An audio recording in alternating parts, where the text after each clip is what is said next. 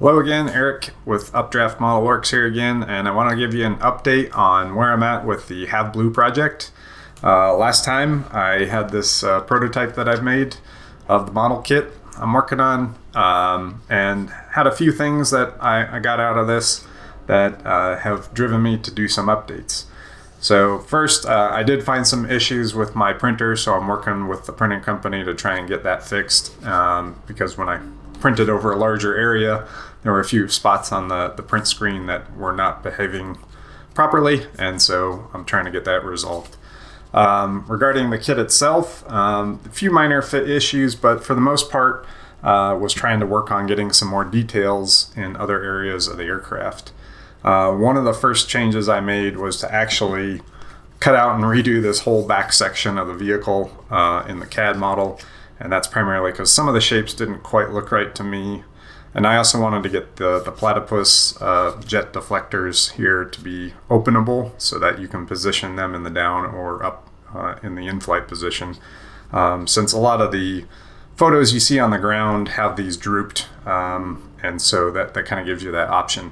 So spent a lot of time working on cleaning that up. The other major area I focused on was the landing gear. So last time I mentioned I had done some research, was pretty sure that this aircraft used a F-104 nose gear and a T-38 main gear. The main gear I'm still really not so certain about. It's possible they may have even used the same gear as the nose gear and just changed the forks for those positions and used larger tires. I spent some time doing research. I had found a picture online that came from a book of the aircraft that I hadn't seen before, so I went ahead and purchased it. And I got this book right here called Dreamland by Peter Merlin. And inside that book, he had a photo from the other side of the aircraft that I hadn't actually seen before. So made me think that maybe he's got some access to some information that I hadn't seen online. So I reached out to him, and he was gracious enough to talk to me and help answer some questions and provide some more insight on what kind of research material he's got. So turns out that he actually has a copy of the flight manual for the aircraft, or at least he has access to it. And he was able to give me information at least about the main gear and nose gear tires. So he was actually able to give me the exact specifications per the flight manual. So I was able to dimensionally identify which tires those are and look up the specs for example, Goodyear has all their tire dimensions online. And so I was able to use that to model the tires appropriately and verify the general dimensions of the landing gear. He also had some access to some memos and conversations that had gone on within Lockheed back in the day when they were designing the Have Blue aircraft. And that included some discussions about trying to find information about the T-33 landing gear. I'm not so certain that makes sense for the main gear, at least not directly, but anything's possible at this point, trying to get some more information on those landing gear. But the nose gear on the T-33 looks very similar geometry to the F-104. So it's possible either one. I'm going to go talk to some folks I know at the museum that have both those aircraft and see if we can identify, are they dimensionally the same? Is one potentially better than the other? But they're both very similar in general design. And so I think even if, I make the CAD model look like either one, it's going to be similar enough. The main gear right now, I've stuck with the T-38 landing gear. Peter had talked about a memo that went back and forth between Air Force General and Ben Rich, and the Air Force was asking if an F-5 landing gear could be used for the aircraft. And then Ben Rich had replied back saying that the landing gear design was complete and they weren't going to change it. So that basically tells me that the F-5 landing gear was not used on the aircraft.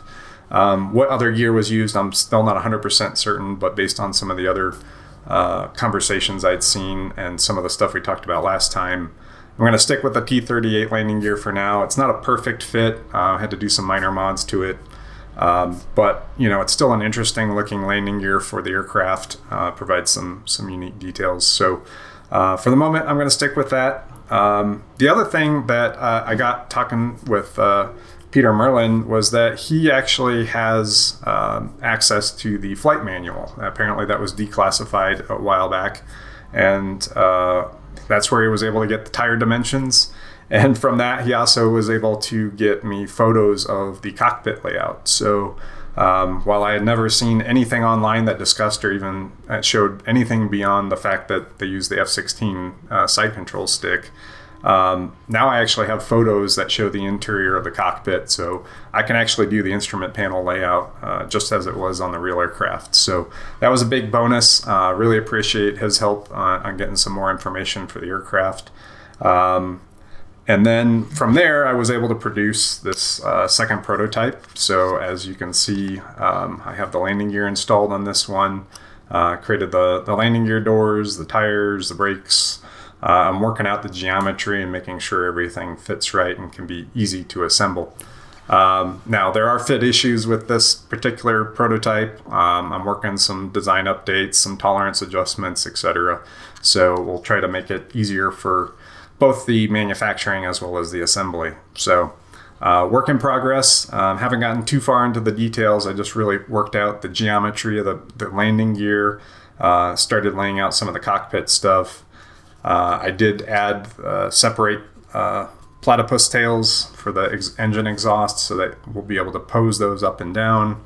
We'll probably just have two different versions that made up to the fuselage differently.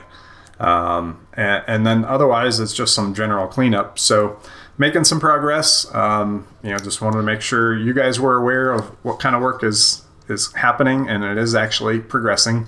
It'll still take some time because there's a lot of details to go add and make this a kit that everybody's going to be interested in building. So anyway, that's where we're at today. So thanks for stopping by and listening, and I'll keep you updated for the next one.